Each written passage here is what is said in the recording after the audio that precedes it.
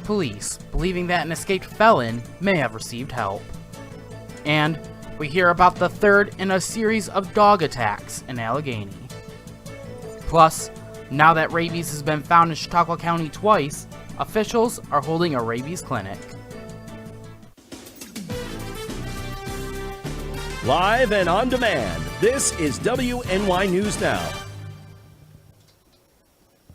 Thank you for joining us for WNY News Now. I'm Bronson Rasmussen. Those stories and more are coming up, but first, the search for escaped felon Michael Burham continues after his initial breakout last Thursday. As of 4 p.m. Monday, authorities believe the escapee remains in the Warren area. Currently, the City of Warren Police Department are investigating the possibility of Burham receiving aid in escaping the Warren County Jail, though at this time there's been no indication of anyone assisting. Authorities have discovered stockpiles of supplies in wooded areas surrounding the city, leading to the suspicion that Burham may still be residing in the area.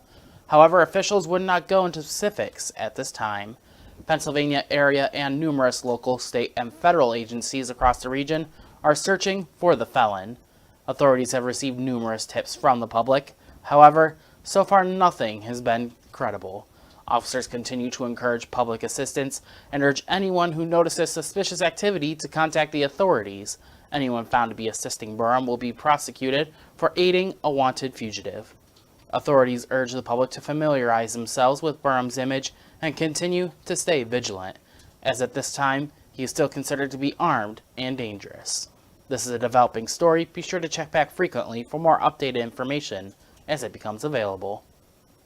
While an East Otto woman involved in a domestic incident was arrested early Monday morning, Cattaraugus deputies were dispatched to a Meyer Hill Road residence for a reported domestic dispute at around 1:33 a.m. on July 10th. During the investigation, 44-year-old April Riggle was taken into custody for charges related to the domestic violence. Police also discovered multiple controlled substances in Riggle's person. Riggle was taken to the Cattaraugus County Sheriff's Office for processing and charged with multiple drug-related charges. Now Riggle was released and is due to the town of East Otto Court at a later date. In other news, an Allegany resident is speaking out after his dog was attacked for the third time with no action taken by local authorities. Allegany resident Philip Butler tells us that his neighbor's dog has allegedly attacked him and his dog on at least 3 separate occasions over the past 4 years. Butler did send a video of the latest incident where a pack of pit bulls owned by his neighbor got loose and attacked his dog. The video shows 4 pit bulls ripping at Butler's dog's leg.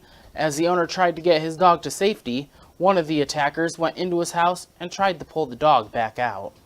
In addition, Butler accused that one pit bull tried to bite him, but only grabbed his pant leg. Butler's dog suffered multiple bite wounds and over $200 in vet bills. Now, Butler told us that he tried to get a dangerous dog report filed. However, the dog control officer would not give him one.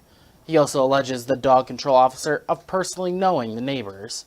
Our crews on the scene saw Butler's dog, and her behavior showed signs of trauma. In the end, Butler just wants something to be done before anyone else gets hurt. I'm trying to make sure no kid gets hurt. I mean, my dog can defend itself, but a little 5-year-old kid that's walking a Chihuahua won't have a chance at all with one of these dogs. And that's pretty much what I'm looking for. I don't want the dogs destroyed, not in any way. I think they should either go to a good home or they should, be walked by an adult and have a muzzle on or something like that, just to protect the children. I don't want to see a kid getting hurt. I really don't. At this time, we have reached out to the dog control officer, but have not heard a response. Well, in lieu of recent rabies-related incidents, the Chautauqua County Health Department will be hosting a free rabies clinic for pets later this month. Animals must be pre-registered to receive vaccinations, which will be provided free of charge to all dogs, cats, and domesticated ferrets, 3 months of age or older. There are a limited number of available spots, so officials urge pet owners to pre-register as soon as possible. If you are pre-registered and are unable to attend, you can cancel your appointment via email to give the slot to another pet. Pet owners will remain inside their vehicles with their pet unless instructed otherwise, and must provide previous rabies vaccination records for each pet receiving immunizations to ensure proper and effective vaccination. Clinic staff will then confirm previous vaccination records. Officials do stress that all dogs must remain on a leash, and cats in individual carriers. All dogs, cats, and domesticated ferrets of age must be up to date on their rabies vaccination in accordance with New York state law. The clinic will be held on Saturday, July 29th from 3 p.m. to 5 p.m. at the Town of Poland Highway Department with Dr. Katie Ball. While at the Roger Tory Peterson Institute of National History, it's exploring the theme of interconnectivity with their newest annual juried exhibition, Art That Matters to the Planet, which features work by 25 artists across the country. The artists were asked to submit work related to roots. This theme served as an analogy for relationships between humans and their communities. The art ranges from paintings to sculptures made from material found in nature, such as feathers, rocks, and even animal bones. One of the artists being featured is Joseph Grice, an artist who spent a week in Jamestown studying the works of Roger Tory Peterson. Now, Grice, inspired by the art of Peterson, created his Taking Flight collection. The art that matters to the planet and Taking Flight will be on display through October 8th at the Roger Tory Peterson Institute. While switching gears a little bit, let's get a check of our first weather forecast with Chief Forecaster Andrew Stevenson. Let's take a look at the current conditions outside right now in downtown Jamestown. We're partly sunny skies, 77 degrees is the current temperature with a southwest wind of 9 miles per hour and a wind gust of 16. Well, maybe you're thinking about going out on the lake today, so let's take a look at the current lake conditions out there. The water temperature off of Buffalo right now, 74 degrees as of this morning. The water temperature off of Erie, 72 degrees. Winds out on Lake Erie today, 10 to west at 10 to 20 knots, and waves 2 to 4 feet with partly sunny skies. So not a bad day if you want to go get out there on the lake. Let's take a look at the almanac now. We made it to a high of 76 degrees yesterday in the city of Jamestown.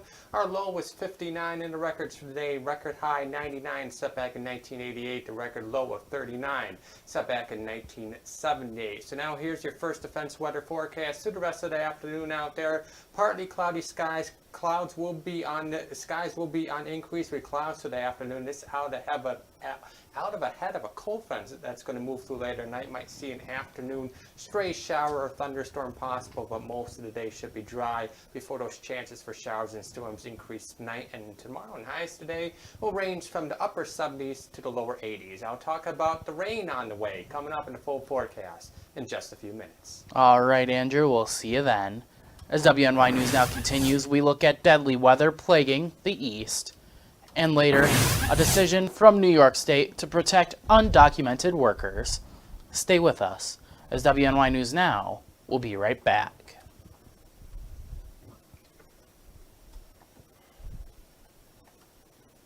Catch your First Defense forecast daily on WNY News Now.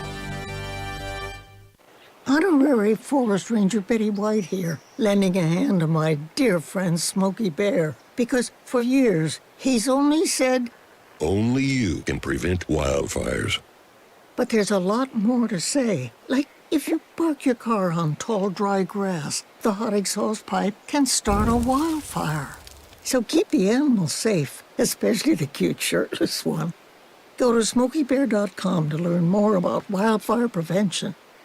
EagleZip.com is your local one-stop shop for all of your home and business computer needs. Located on Fluvan Avenue Extension, just outside of Jamestown, EagleZip.com sells and services all brands of desktops and laptops, as well as servers and network equipment for your business. All new computer sales include transferring your data from your old computer, plus a 2-year warranty. Call EagleZip.com today. Stop by EagleZip.com today and let us make computers easy for you.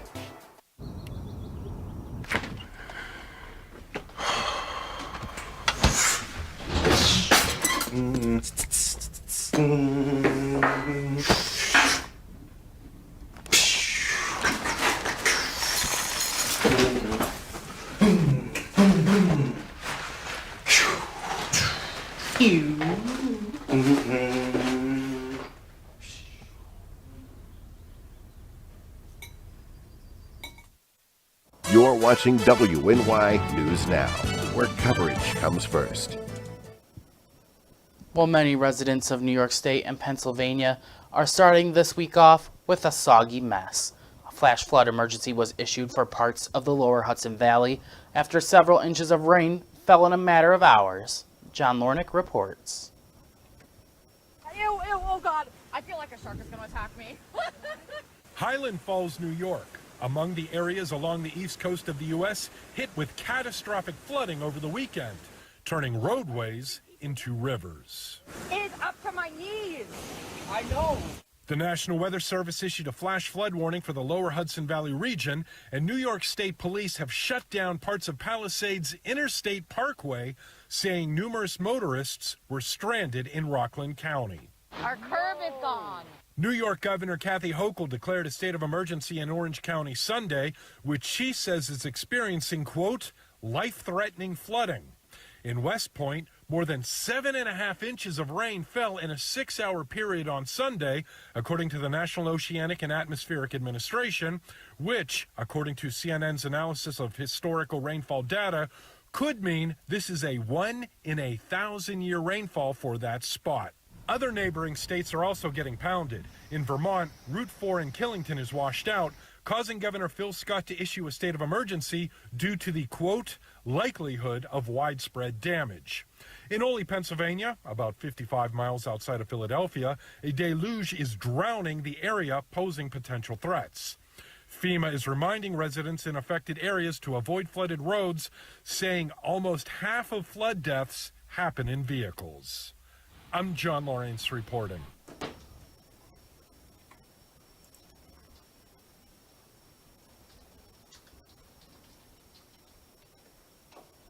The New York State Department of Labor has established a new process to protect undocumented immigrant workers from unethical termination. Now, this process, which expands upon protections already implemented by the Biden administration, is designated to motivate undocumented workers and their allies to speak up about poor working conditions without facing deportation threats from immoral employers. During workplace labor investigations conducted by the New York State Department of Labor, undocumented individuals can submit or have a trusted ally or attorney submit on their behalf a statement of interest request to the Department of Labor. From there, the worker protection until the look over the request and the determination within 30 days. Now, during this time, the worker would also need to submit another file for deferred action to the Department of Homeland Security. Every application is reviewed, and if approved, the worker would be protected from removal for 2 years. New York State has granted 32 statements of interest since launching this process, protecting more than 100 workers. The possibility of a UPS strike looms as negotiations between the shipping giant and the Teamsters Union have reached a critical standstill. With an August 1st deadline approaching, a strike could have major impacts on average Americans and businesses nationwide. UPS delivered around 21 million packages a day across the country last year and moves about 6% of the United States' gross domestic product. Mike Valero has a closer look at the potential consequences of a strike and how soon you can see an impact. What do we want? Contract! Practicing to strike. These members of a UPS Teamsters local union in Arizona are among 340,000 nationwide preparing to picket starting August 1st. That's when the 5-year contract between the nation's largest trucking company and the labor union is coming to an end.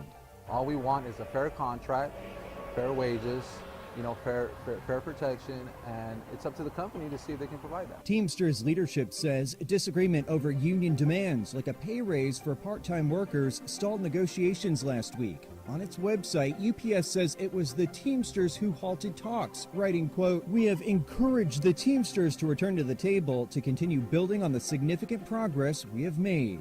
They made billions last year, and all these men and women out here behind me, they worked through the pandemic, and they kept America moving, brought all the goods to everybody. So, what does a potential strike mean for you? Customers can still expect their package deliveries through July, but if a strike happens, the future of deliveries is unclear. Your online orders and other deliveries could see delays and disruptions. There's no other delivery service that can make up for the work that our workers do. I would imagine a lot of things wouldn't get delivered. If there's no agreement by August 1st, we're all walking. For small business owners, a strike could disrupt supply chains and impact their ability to fulfill orders on time, and their revenue and customer satisfaction could take a hit. For Consumer Watch, I'm Mike Valerio. Economics say that transporting goods is a critical step of the supply chain, and any disruption in delivery can create bottlenecks and increase costs for businesses, and all that could lead to higher prices from consumers. Well, in other news, if you're looking for a way to beat the heat, Tuesday, July 11th is National Mojito Day, a time to celebrate and appreciate the delicious ice-cold minty drink. The mojito hails from Cuba. It's basically the Cuban version of a highball. It's made with white rum, sparkling water, sugar, or simple syrup, lime juice, and mint. No one is exactly sure who made the first mojito, but it can trace its roots back to the 16th century. Some say it was the favorite drink of pirates. Others believe that it was created by enslaved Africans who harvested sugarcane on the Caribbean island. But what is certain is that the sweet sugar, the tart citrus, and the mint create a refreshing combination that's perfect for the heat of summer. While coming up, we hear from a prison where a sexual predator and former gymnastics doctor was stabbed multiple times. And later, study 10 years in the making, lining depression with exercise. But first, we return with a look at our full weather forecast.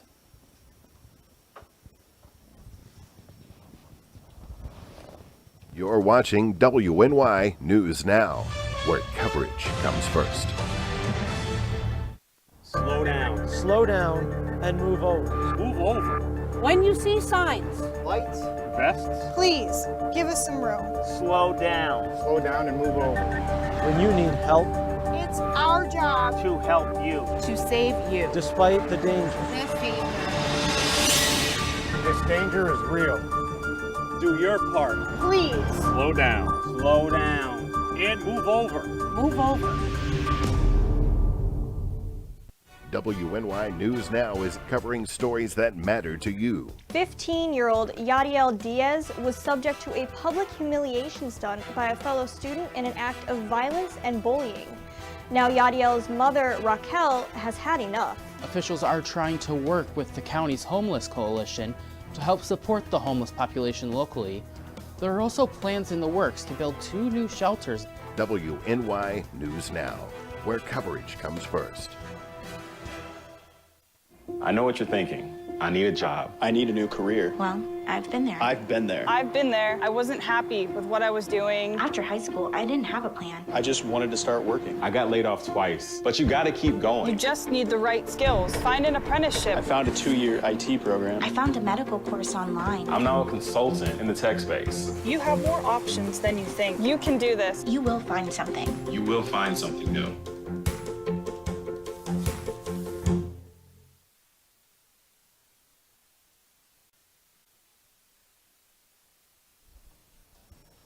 Catch your First Defense forecast daily on WNY News Now. Fast, accurate, and every day. First Defense Weather. Welcome back to WNY News Now. Let's take a look at the flooding outlook for tomorrow. The Weather Prediction Center has placed the entire region, western New York and northwestern Pennsylvania, under day 2 marginal risk for excessive rainfall tomorrow. Now, what's going to happen is a cold front's going to drop through the region later tonight, and it's kind of just going to stall across northwestern Pennsylvania. And with all the moisture in the air, or with all the moisture in the atmosphere and the stalled out front, there could be a possibility that some thunderstorms tomorrow just will not move at all, or be slow movers, which could lead to some flooding. So in case we do have some flash flooding tomorrow, here's some tips you need to know. And I kind of reiterated this because the last time we had flash flooding, some people did not follow these rules. shoes. It only takes 6 inches of fast-moving water to knock a person off their feet. It takes 1 foot of water to swipe your car away. So when you come across flooding roads and you don't know how deep it is, don't take that risk to try to go through it, because you might get yourself into trouble, as that did happen last time we had flash flooding about a couple weeks ago. So turn around, don't drown if you come across flooded roadways. Besides the flooding issues we'll be dealing with tomorrow, the NOAA Storm Prediction Center has also placed us under marginal risk for severe weather. Now, flash flooding and heavy rain will be the main threat, but there could also be some potential for some gusty winds with any of these strong thunderstorms and even a small touch of hail. So we have to deal with the flooding tomorrow, possibly. Same thing will be here on Wednesday, and we also have to deal with some strong winds. Here's what's happening across the Northeast right now. Right now, high pressure is keeping us mainly dry through the rest of Tuesday, but you see that cold front up across Michigan, and that's going to again drop through the region later tonight and install across northwestern Pennsylvania heading into tomorrow. So let's time it out on a future scan. Through the rest of the afternoon out there, partly to mostly sunny skies. Those clouds will begin to increase later this afternoon and into the evening as that cold front nears the region. And now the models aren't really doing a good job at showing these storms tomorrow, but there will be some storms tomorrow afternoon, especially across the southern tier, northwestern Pennsylvania. And any one of these storms, again, could be slow-moving storms that just sit over one area, and that's the potential we could get some flash flooding. And then that cold front will move back north as a warm front on Thursday, and then we'll keep the chances for showers and thunderstorms in the forecast even into Thursday. So here's that 7-day outlook now, powered by Ultimate Satellite Solutions. After today, we're kind of in an unsettled pattern, but chances for showers and thunderstorms Wednesday, Thursday, Friday, and even into the week. And now, this entire time will not be a complete washout. There will be plenty of dry time in between. And in terms of temperatures, highs will generally be in upper 70s to lower 80s through the rest of the week and into the weekend. All right, Andrew, thank you very much. Now for some headlines from across the nation. Convicted sexual predator and former USA gymnastics doctor Larry Nassar was stabbed 10 times at a federal prison where he is housed in Florida. Joe Rojas, president of the local correction officers union, says that Nassar is in stable condition after corrections officers saved his life. The Bureau of Prisons said in a statement that an inmate was assaulted at the U.S. Penitentiary Coleman 2 on Sunday. A source confirmed the inmate was Nassar. Now, Nassar was sentenced in 2018 to up to 175 years in prison after more than 150 women and girls said that he sexually abused them over the past 2 decades. Now, he admitted to using his trusted medical position to assault and molest girls under the guise of medical treatment. Nassar pled guilty to 7 counts of criminal sexual conduct in Michigan and separately to federal child pornography charges, for which he was sentenced to 60 years in prison. Well, even a little bit of exercise can counter depression in older adults with chronic conditions. Well, that's at least according to a 10-year study published Monday in the journal JAMA Network Open. Researchers followed more than 4,000 Irish adults for a decade. Now, every 2 years, they were asked about their physical activity and depressive symptoms. The study found the more time people spent exercising, the better they felt. People who worked out 20 minutes a day, 5 days a week, had a 16% lower rate of depressive symptoms. Those who exercised 2 hours a day benefited the most, with symptoms reducing by 23%. Now, the study's findings were not surprising. Past research has indicated a strong link between exercise and reducing depression. In other news, President Biden is taking a trip to London, kicking off a critical week of meetings in Europe as he works to keep UP support in Ukraine. The nation has been struggling to win back territory taken over by Russia in the war. Tina Kim has the details. On the 500th day of Russia's war on Ukraine, President Biden headed to Europe to keep up his fight for Ukrainians on the diplomatic stage. Tuesday, he'll meet with fellow members of NATO, the Western alliance, helping Ukraine defend against the Russian invasion. The prime issue expected? Whether Ukraine can join NATO now. President Biden said the war-torn nation is not ready, should only join after the war has ended, and pointed out what it would mean when a NATO nation is at war. If the war is going on, then we're all in the war. You know, we're at war with Russia, if that were the case. So I think we have to lay out a path for the rational path for Ukraine to be able to qualify to get into NATO. The NATO summit in Lithuania will take place just days after President Biden approved cluster munitions for Ukraine's defense. The weapon is banned by more than 100 nations. Many of them belong to NATO.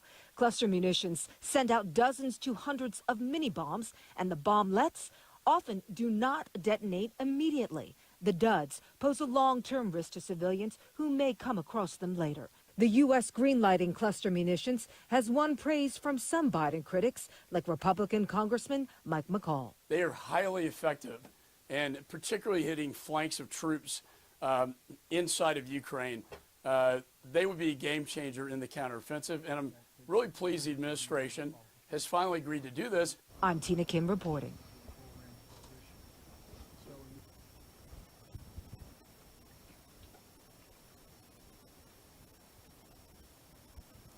Now the president is expected to meet King Charles III of England for the first time since he took the throne. While coming up next, we look at severe weather across our country.